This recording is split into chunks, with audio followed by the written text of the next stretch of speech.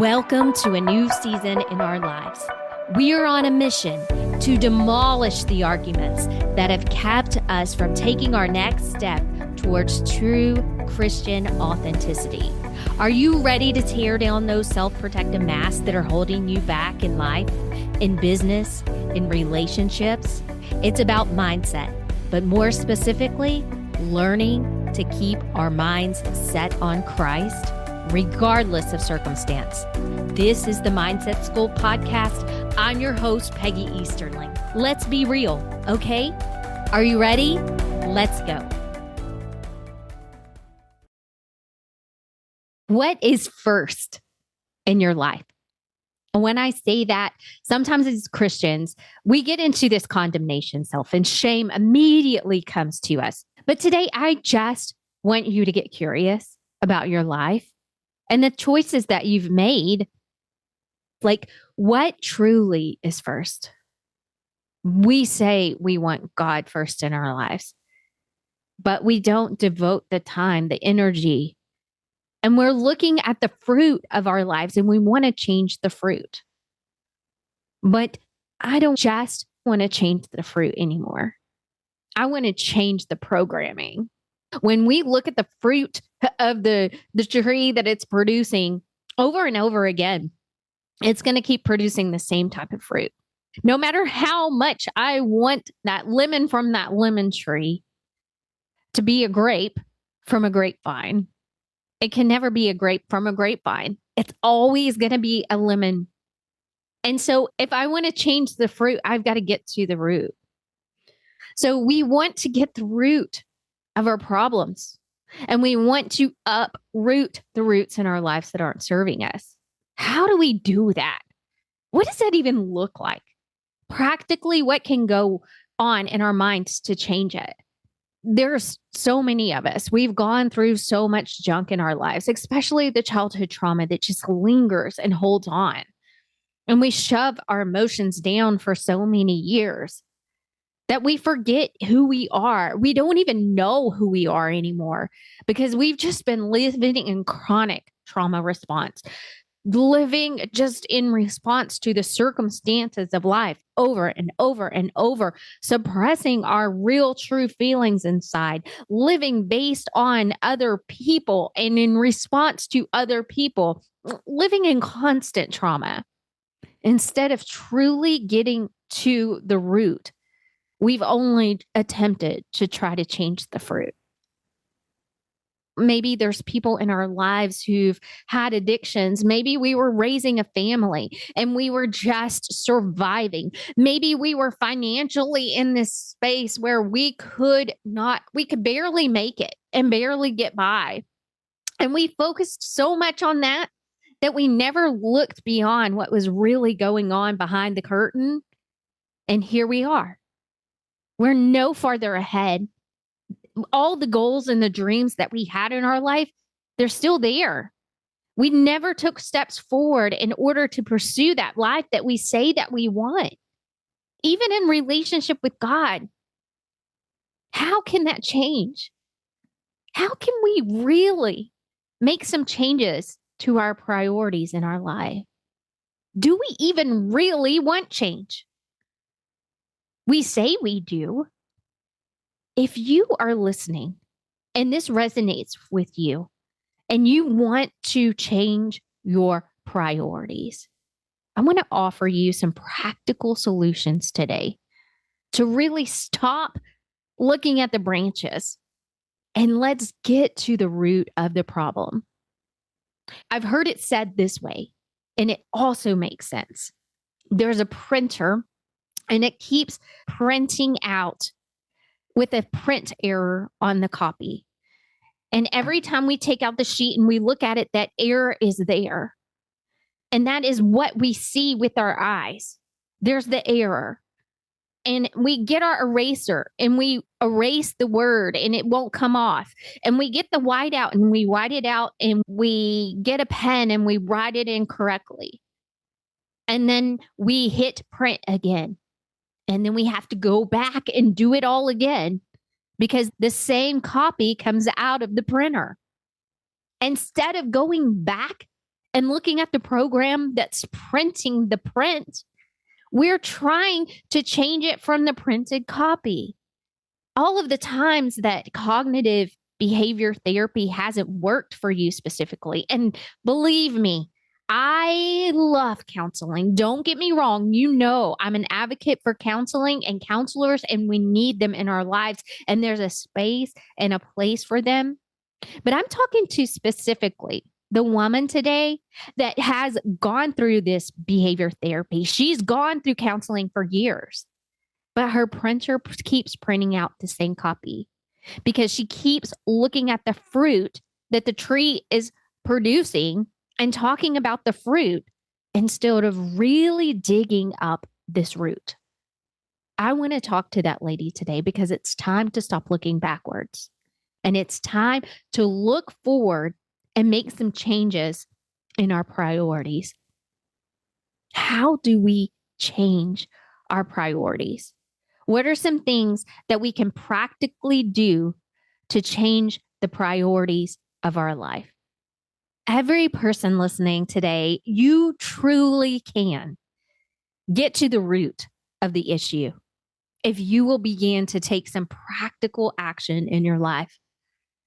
The number one way that we can do that is through self-reflection and honest assessment. And what do I mean when I say that? Self-awareness. I know this is an area that I'm still working through with God. He's teaching me so much in this season of my life, especially in the last 6 months. Some awareness around things that I needed in my life. Some awareness of things that I needed to cut out of my life. Some awareness of patterns that I had habitually just gone to over and over and over in a subconscious way and didn't even realize I was getting these results in my life because of these patterns I had created. And these pathways in my mind, we talked about neuroplasticity last week, and these pathways in my mind, because of this, I had a lack of self-awareness. Part of that was due to my blame of other people and circumstances for the results that I was getting in my life. And I didn't even realize that.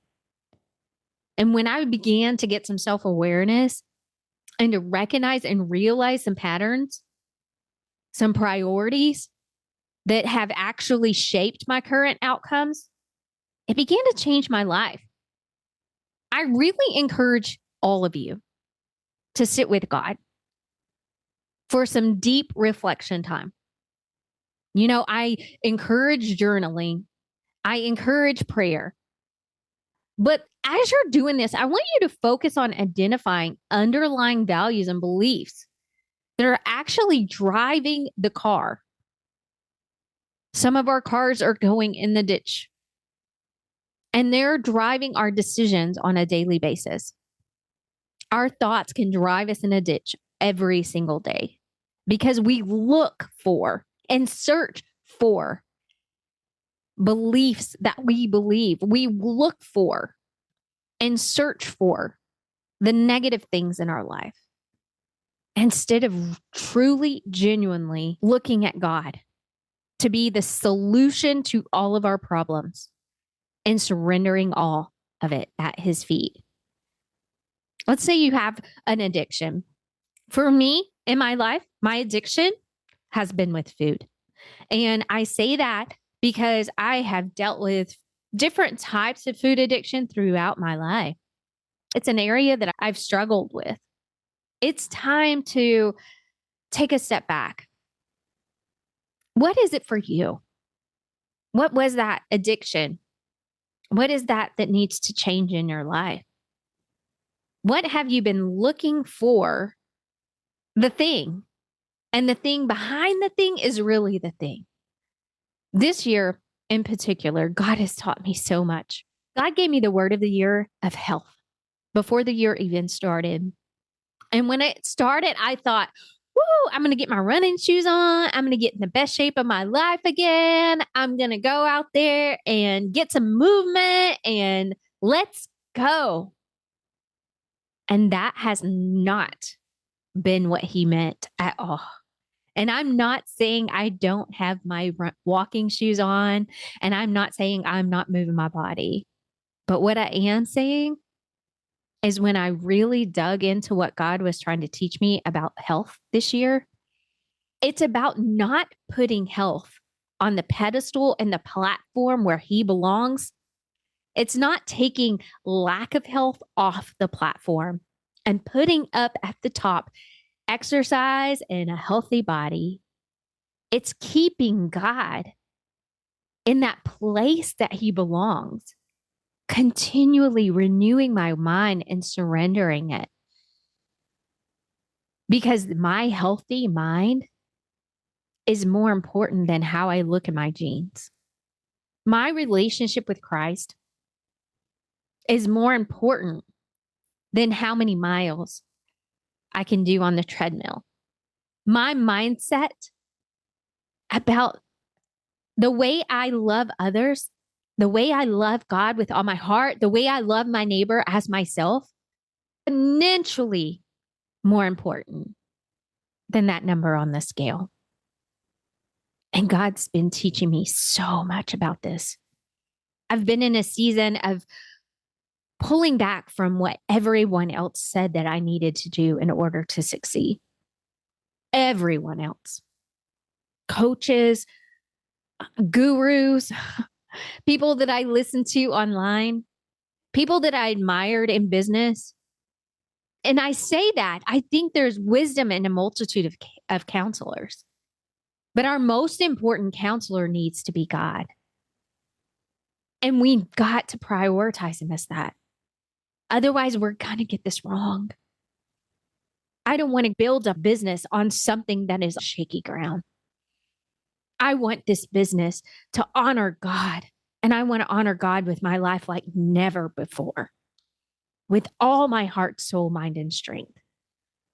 So as I'm navigating these waters to get this right, to get this priority right, for me, the word health has been a healthy mindset about my priorities. Where are they? What do I really want? I know what I say I want, but what do I really want? And why do I really want it? I want you to just get really curious about your priorities. The next thing, number 2, I want you to redefine your values. We've explored self-awareness, and now we're redefining our values. What are our foundational values? What is the desired fruit we want to produce? Sometimes we don't play that reel all the way to the end. We think we want something because it sounds good, or we want to people please, or we're in some sort of codependence with a belief system of what the church expects of us, or what a relationship expects of us, or what God expects of us, without really digging into what that looks like practically for our lives. And we'll operate in this thing, this person, this phony, this belief that we have to check all these particular boxes. But when we dig into God's word, it's not what God has said about us. It's the expectations of others, and it's the expectation of the church in our mind that we've created, not the church of God that God created. It's the religion and not the real. What are your defined values that you want to live by? What are the values that God wants to prioritize in your life? So you've gone to self-awareness. You've defined those values.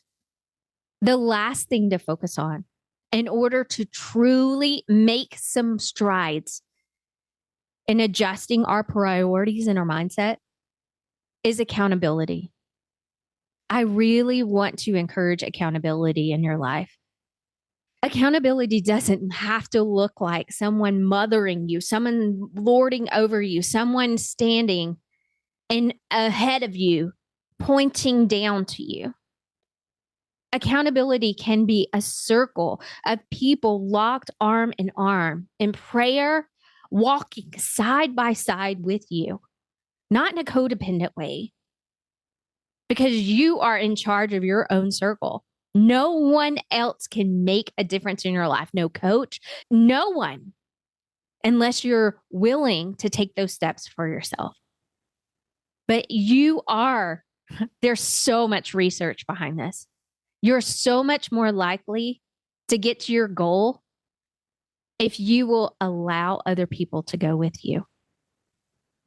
If you'll get some accountability and share your goals and your progress, celebrate your wins, and celebrate them with a trusted friend, a coach, a community group to maintain your focus and receive the support along the way. There's going to be days where you just don't have the strength that you need. I teach this concept in the Mindset School to my clients about working from the cup that we have. And what does that mean? It means like there are days where our cup only has 20%, even after spending time with God. And that's all the capacity that we have. It's just 20%. But you know what? If you give that 20% that particular day, that 20% is your 100%. And so beating yourself up in your mind because you didn't have a full cup, it doesn't serve you. So recognize using these principles, change your mindset, adjust your priorities. And God really is there waiting on your surrender. He's got you. He loves you. You can change your mindset. God will change your life.